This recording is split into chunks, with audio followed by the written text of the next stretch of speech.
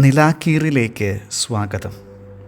അസൂയ തോന്നുന്നതിന് പിന്നിലെ കാരണം എന്താണെന്ന് ചോദിച്ചാൽ, എനിക്ക് കിട്ടാത്തത് അവർക്കുള്ളതുകൊണ്ടാണെന്ന് ഒരു ചെറുചിരിയോടെ നാം സമ്മതിക്കും. അങ്ങനെയുള്ള നമ്മുടെ മുമ്പിൽ വെച്ച് തങ്ങൾക്ക് കിട്ടിയതിനെ ചൊല്ലി പെരുമ ഭാവിക്കുന്ന ചിലരുണ്ട്.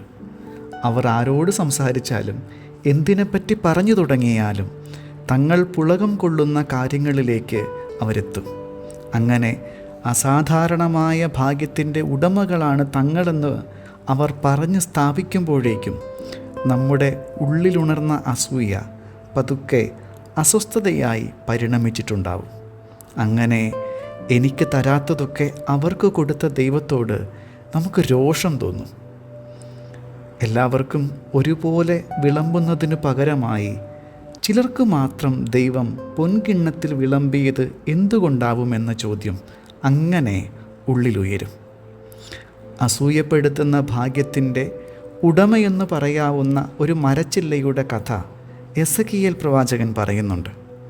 ഉയരമുള്ള ദേവദാരുവിൻ്റെ ഇളം ചില്ലയുടെ ഏറ്റവും മുകളിൽ നിന്നുമെടുത്ത ഉന്നതമായ പർവ്വത ശൃംഗത്തിൽ നടപ്പെട്ട ഒരു മരക്കൊമ്പിൻ്റെ കഥയാണത്.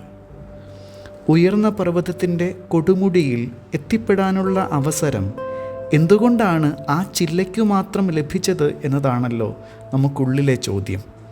ഇന്ന് വായിച്ചു കേൾക്കുന്ന സങ്കീർത്തന ഭാഗത്തിലും നമുക്ക് ആലോസരം പകരുന്ന ഒരു വാക്യം കാണാം.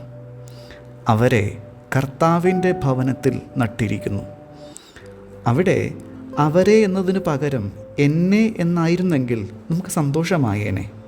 പക്ഷേ ഇത് ചിലരോട് മാത്രം കാണിക്കുന്ന അധിക പരിഗണനയായിട്ടേ നമുക്ക് ഈ വാക്യം വായിക്കാനായി കഴിയും. ശരിയായിരിക്കാം, ചിലർക്ക് ചിലതൊക്കെ അധികമായി ലഭിച്ചിട്ടുണ്ടായിരിക്കാം.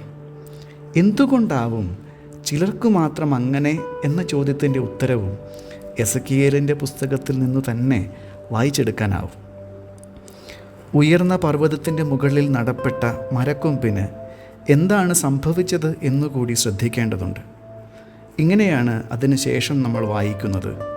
അത് ശാഖകൾ വീശി ഫലങ്ങൾ പുറപ്പെടുവിക്കുകയും ഒരു വലിയ ദേവദാരു ആയിത്തീരുകയും ചെയ്യും. എല്ലാത്തരം മൃഗങ്ങളും അതിൻ്റെ കീഴിൽ വസിക്കും.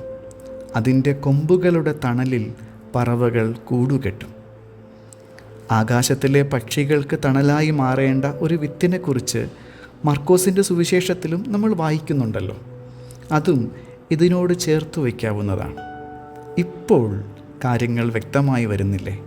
ചിലർക്ക് ചിലതൊക്കെ അധികമായി നൽകിയത് അവർക്ക് പെരുമ ഭാവിക്കാനോ അഹന്തയുടെ ഭാരം വർദ്ധിപ്പിക്കാനോ അല്ല, മറിച്ച് അനേകർക്ക് തണലായി മാറാനാണ്.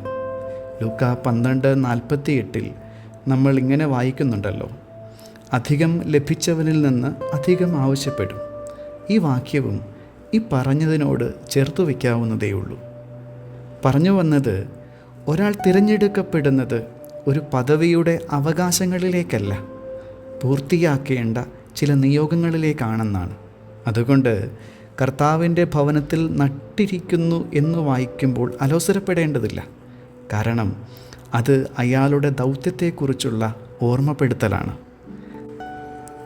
കാര്യം ഇങ്ങനെയൊക്കെയാണെങ്കിൽ അവനോടും അവളോടുമൊക്കെ അസൂയ തോന്നേണ്ടതുണ്ടോ? അവർക്കൊക്കെ അധികമായി നൽകപ്പെട്ടു എന്നത് നമ്മുടെ വ്യാഖ്യാനമാണ്. യഥാർത്ഥത്തിൽ എല്ലാവർക്കും വിളമ്പിയത് 24 മണിക്കൂർ എന്ന ഒറ്റ വിഭവം തന്നെയാണ്. അധികമായി ചിലതൊക്കെ ലഭിച്ചവരിൽ ഒരാളാണ് ഞാനും എന്ന് സാരം. അതുകൊണ്ട് ജീവിച്ചിരിക്കുന്നവരൊക്കെ കർത്താവിൻ്റെ ഭവനത്തിൽ നടപ്പെട്ട ദേവദാരു മരങ്ങൾ തന്നെയാണ് എന്ന് പറയണം.